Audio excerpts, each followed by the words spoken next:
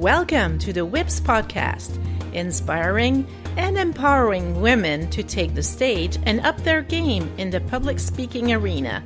My name is Chantal Bossé from Shabas, Leaders for Your Presentation, Public Speaking, and AV Needs. Enjoy the show.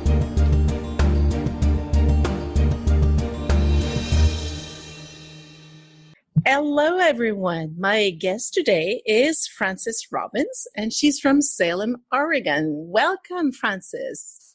Hello. I'm so happy to be here. Happy to have you, too. Thank you. Let's just dig right in. So you tell our listeners, what's your work or business so they get to know you a little bit more? Sure. Well, I am a psychiatric mental health nurse practitioner, and I'm also the owner of Precision Mental Performance, and that's an online therapy service. Good. So, and that's different. I never heard of that before. How did you manage to get there?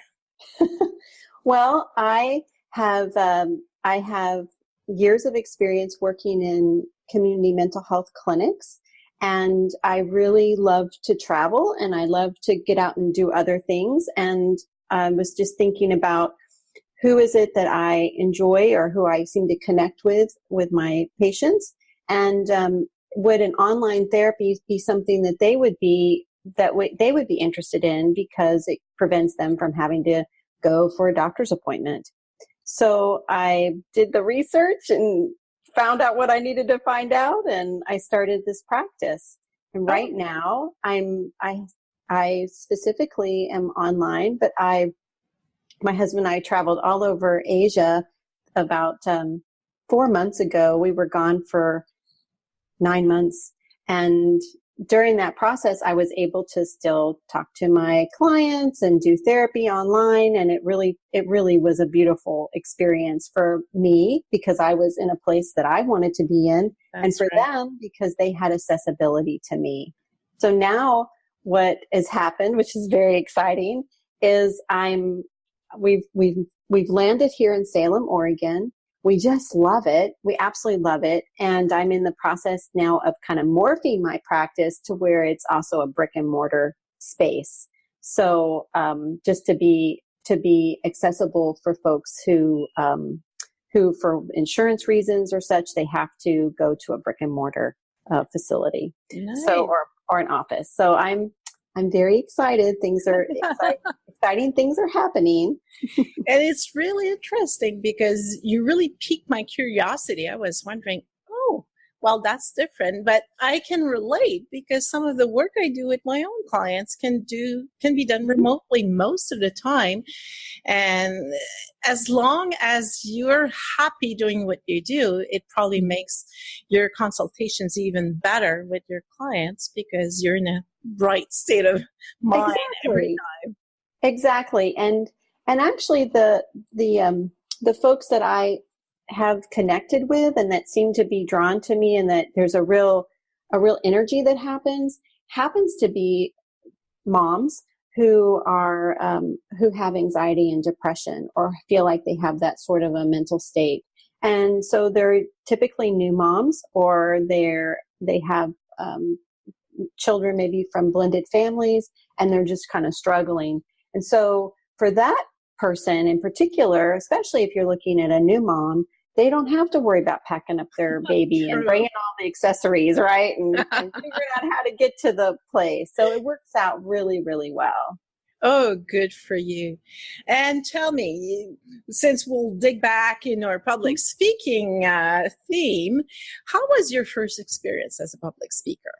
Well, it was exciting and it was also very frightening. And my guess is that that's probably very common, that people are excited. You know, it's very exciting to be in a place where somebody wants you to speak, but then it's also very frightening because you can kind of set yourself up to think that there's these expectations that you won't be able to meet. So for me, I was actually speaking to a pretty large crowd of people in an organization. And I actually, at the time, I was their leader. And it was getting in front of this organization and sharing my vision. And the being able to communicate effectively what my vision was so that they would be inspired to join the vision as well and move the company forward. And finally, how did it end up being? How was that first time?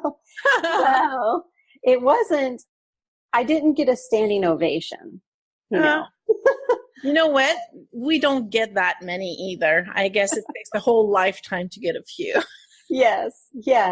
And I discovered that at the time, it wasn't, I didn't articulate it well enough, and that it actually, I had to go back and revisit it and speak more. So I learned from that experience that preparation is very important, and that really knowing how you're going, not just preparation of the subject matter, but how you're going to deliver it, who you're delivering it to, a whole gamut of questions. But I didn't necessarily think it was their problem that they didn't act in the way that I wanted them to. I really looked at it like, okay, I didn't communicate something clearly. And then I went back with a critical look.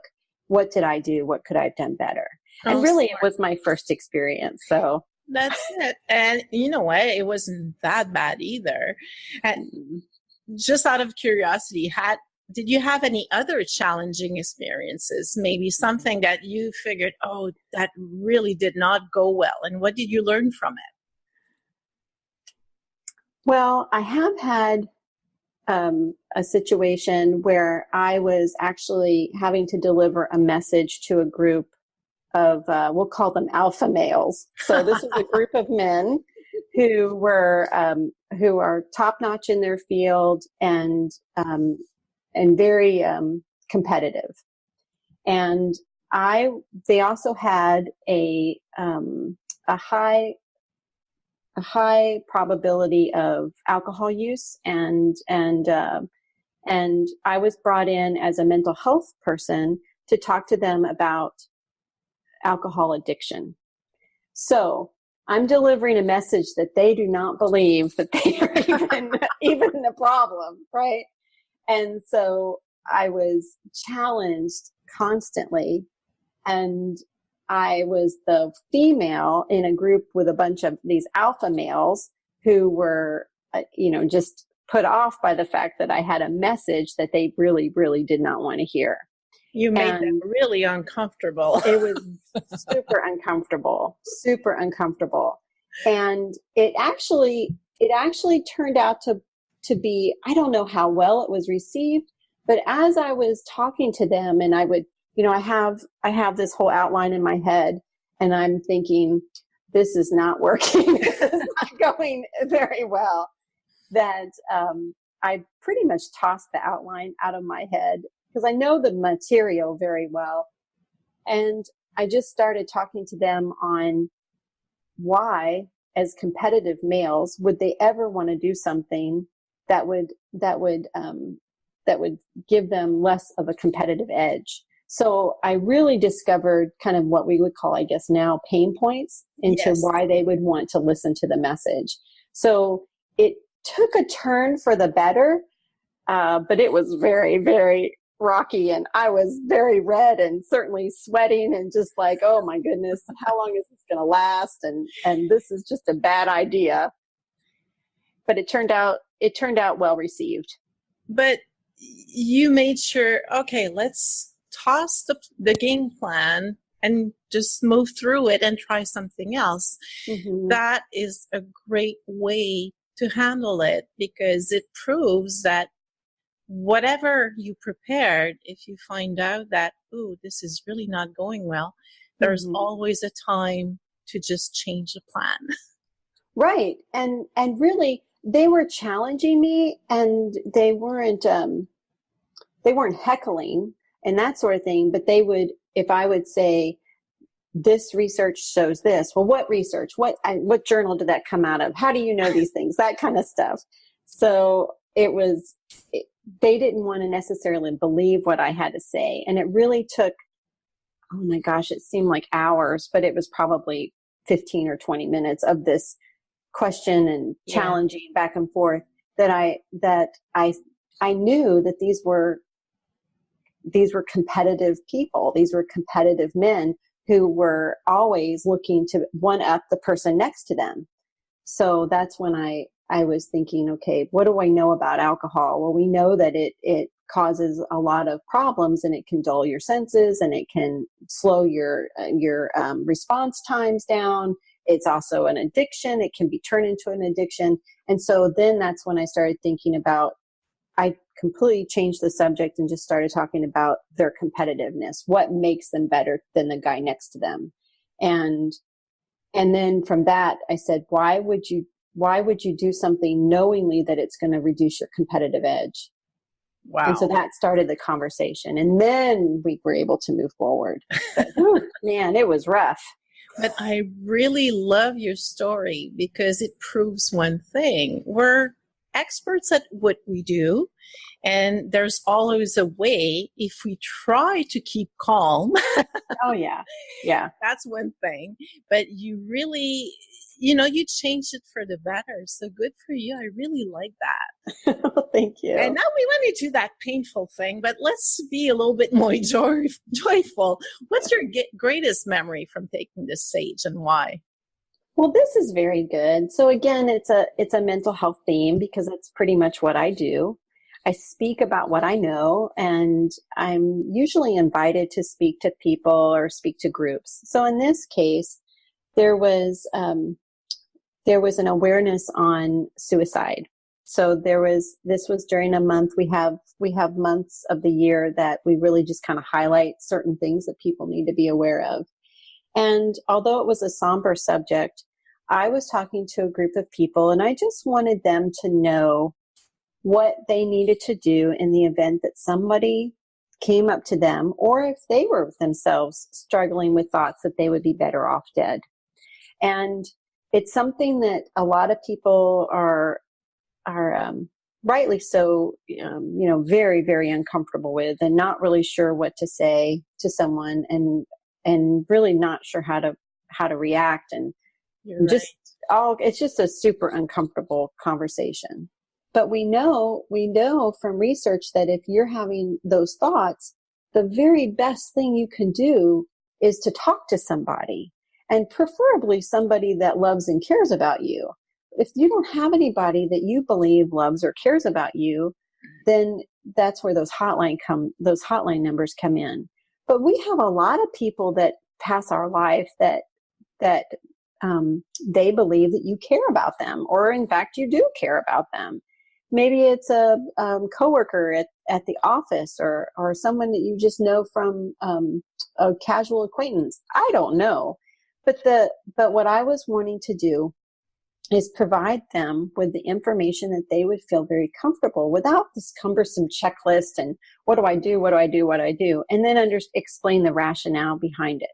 So it was a pretty lengthy discussion, and then I was done and off we went. Well, it was a while later, I was actually approached by someone who was in attendance that day. And they told me, and they thanked me for what I had to say. And they told me that they had an acquaintance who came to them and started talking to them about that this person had thoughts that they would be better off dead. And they knew what to do. And they just felt so empowered by that, and really wanted me to know that made a huge difference.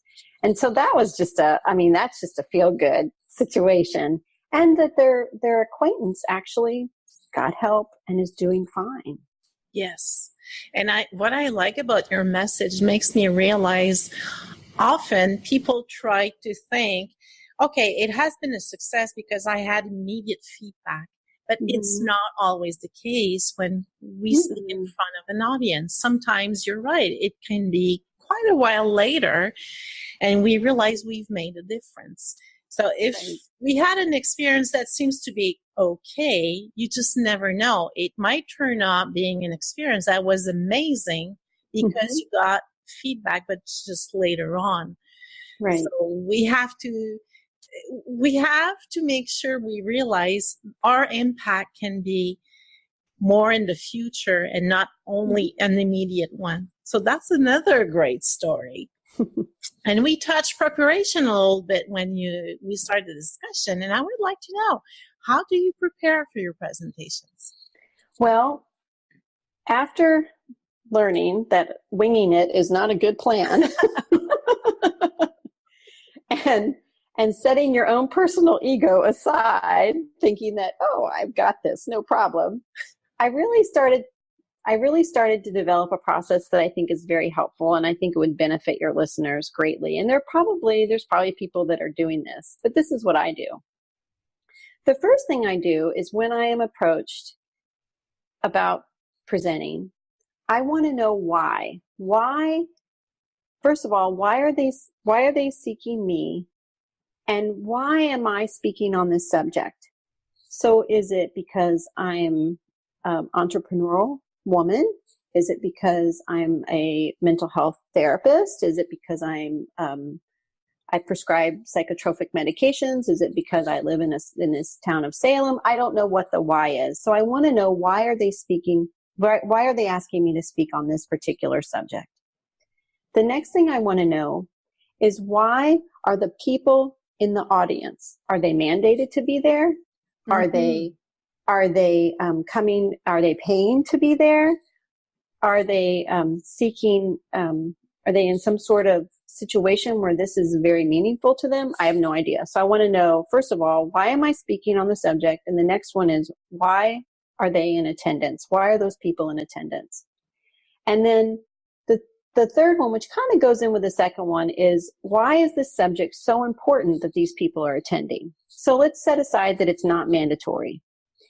And I want to know, if I'm speaking on a subject, why are those people attending? When I know those things, then I write all that down, and then I look for the what. What are the audience seeking? What are they seeking? What is it that I can give them that's meaningful and that changes their life? And then what can I do for them?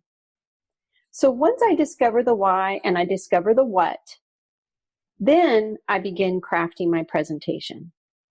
And I become very engrossed in the subject, and I look at it from as many forms or many perspectives as possible. So I think about, if I'm sitting in the audience and someone is talking to me about a subject and maybe I'm mandated to be there, I want to make sure that the message, if they're mandated to be there, somebody else has made the decision that this is important for them to be there. So I feel like I have to be able to deliver the message in a way that is meaningful and entertaining to them, that will stick with them, other than just going through like a checkbox. Like, we have to hit these points so that you can say you did this, you spent this time with me. Absolutely. And then I would say that this whole thing is not a simple process. Obviously it takes time, and I typically, will just spend as much time as I can in preparing, as much time really as I have available to me. I like to start off each presentation kind of explaining who I am and then why I am there, and what the audience member is going to get out of the presentation. And then I'm also very time sensitive to the time that's allotted to me. Absolutely. And then I welcome questions. I really try to fit questions in there, so that it's not always me delivering a message, but it's me delivering a message. There's engagement with the questions as appropriate. And then if there is no questions, I can continue to speak on the topic.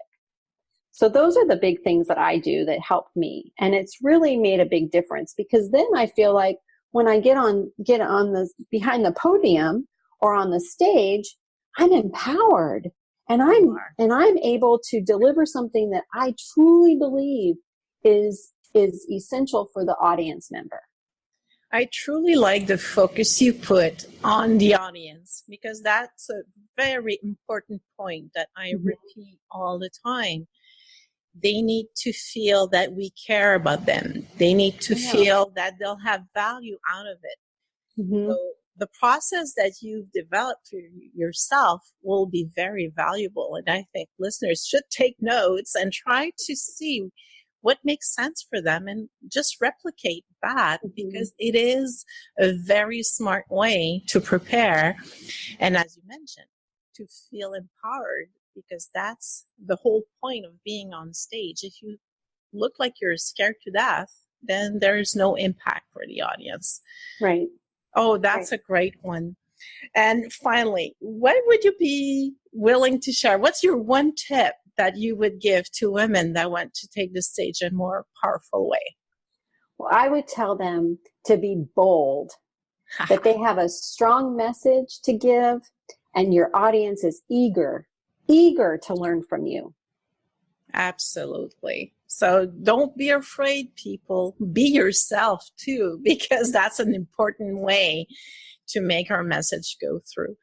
Oh, Frances, it was really a joy to have you on the podcast and be able to share all that valuable information. Thank you very much. Oh, thank you.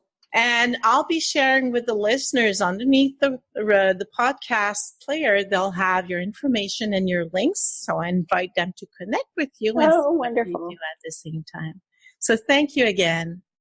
Well, thank you. I appreciate it. It's been great chatting. We hope you enjoyed the show. Please tell us what you think by commenting, and even share with your own networks to inspire and empower others to do public speaking.